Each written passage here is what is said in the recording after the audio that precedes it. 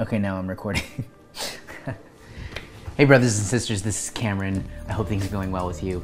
I am re-uploading this and shooting some new parts of it because this is on the Dr. Phil episode that came out about a week or two ago, and lovely CBS took down the video, which doesn't really make sense because I did a video on A&E's series Scientology in the Aftermath of Leah Remini and told him I was supporting the show, and it was in someone who grew up as a Jehovah's Witness and knew what it was like, and they let all the footage go up, while CBS took it down, and I approached them with the same approach. So what the fuck? Basically, on that episode of the inner workings of Jehovah's Witnesses was being exposed by an episode of Dr. Phil. It's a huge platform for XJWs, for us to be proud of, because the word's getting out there. And when shows like Dr. Phil or A&E with Scientology in the Aftermath, or a movie on Netflix, or big news outlets get this out there, it validates us as XJWs because we know what it's like to have that struggle, to have grown up as a Jehovah's Witness and know what that feels like, and for the truth to be exposed. It's a great feeling. So now that I'm reshooting this and re-uploading this in a slightly different format, I have the links down below. And last week's episode, I left all the links below, and I figured that most people would click on them, and well, a lot of people didn't. So please check out all the links. There's about 4 or 5 links that explain and go into detail about some things that I may have missed here. Some of that the audience definitely missed, and I would like to go over that because they pointed out a few things that were really well thought out, but were already addressed in the episodes. So to kind of break up everything and sum it up in a nutshell, this ex-sister, her name is Tatiana, she spent about 9 years in the cult of Jehovah's Witnesses and then eventually woke up. Her husband decided to stay in the truth, and it divided their kids.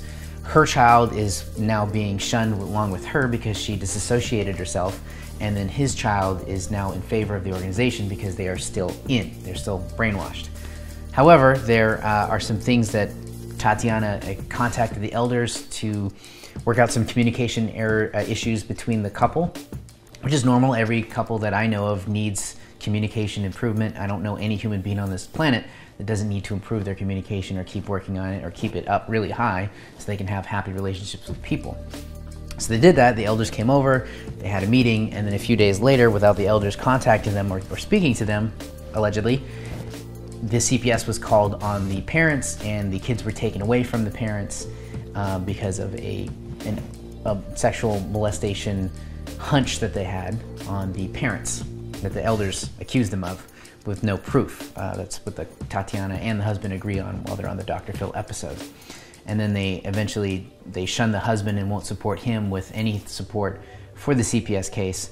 On the episode, one of the episodes, about the 3rd link in that I have down below that you should watch, they talk about it, on the opposite side of this, trying to be as transparent and unbiased, even though that's difficult for me to do, but seeing both sides of the fence as I can. I'm on the outside of this. I'm only seeing what the episodes provide, and some of the proof that Dr. Phil talks about is that this could be an actual thing. If it is, that's terrible, it's horrible, and he should have taken his kids taken away and shouldn't be around kids if he has that kind of problem. If he doesn't, I don't think the elders held it the right way, especially with scriptures that they use where they believe that going to their own holy men before any police or any groups like that, the advice was not taken. It was the communication between them and the couple doesn't seem to be there.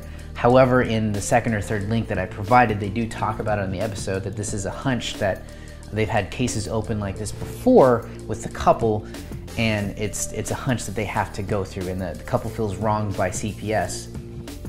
Dr. Phil is in their face with it, and he's blunt with them, and so is the CPS advisor that they're speaking to, is like, you can't trust the system, you have to work the system, even though it screwed you over, which is so funny because that applies to the JWs as well. If the elders did jump the gun, the elders often, like, I grew up as a Jehovah's Witness, I know the elders think that their opinion is backed by Jehovah God, and they think that their opinions are Bible-based or influenced, or God's Holy Spirit will bless them on whatever the decision is they make as a group think. Despite all of that, the elders make brash decisions. Number one, the elders, I love that the comments have pointed out this before, is the elders have no professional training on this. They only have the Bible, and the Bible that is cherry-picked by the organization, and they have really terrible, bad communication. There's countless elders that I know that go off of biases and judgments and think that they're holier than thou, and they hurt a lot of the inner members continuously over time to either cover up what they're doing because they're Shepherd the Flock books, it's the elder guidebook that screws people over, or they just have a bias and they don't like someone. I've been a victim of this, and I know many people who have as well. Interesting, in the second video, Tatiana admits that she disassociated herself, which would explain a lot of her treatment from the church. Tatiana disassociated herself. She's marked as bad association. Even worse than that, she's actually marked as being a friend of Satan or being manipulated by Satan the devil. And the congregation no longer wants to talk to her or have anything to do with her because obviously they don't want to have anything to do with Satan the devil. And the elders won't stand up for the husband.